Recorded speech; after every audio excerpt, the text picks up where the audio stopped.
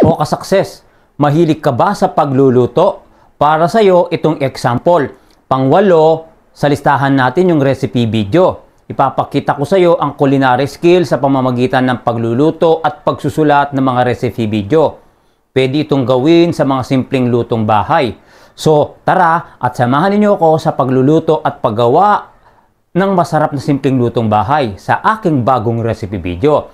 Sa bawat ingredients, ipapakita ko sa iyo kung paano lutuin ang mga paboritong putahe na siguradong magbibigay saya sa iyong pamilya at sa mga kaibigan.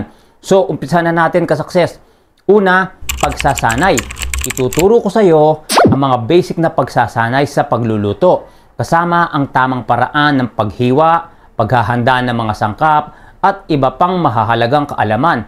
Pangalawa, piling sangkap.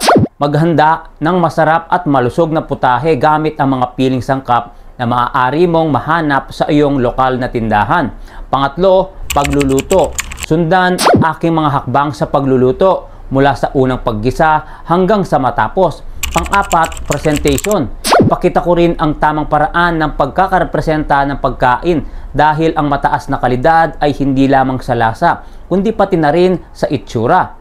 Pang-5, templado. Matututunan natin ang mga sekreto ng tamang templado para sa masarap at kakaibang lasa. Pang-6, finishing touches. Ihanda ang iyong mga putahe para sa kumpletong kasiyahan. Ilarawan ko rin ang mga ilang tips para sa madali at magandang finishing touches. So, ka-success, ito yung mga halimbawa lang na pwede mo mapagkuha ng idea sa pagluluto. Sana'y may natutunan ka para sa iyong gagawing cooking video tutorial. So, salamat po sa panonood ka-success at see you sa mga susunod nating mga video. Bye-bye and thank you po!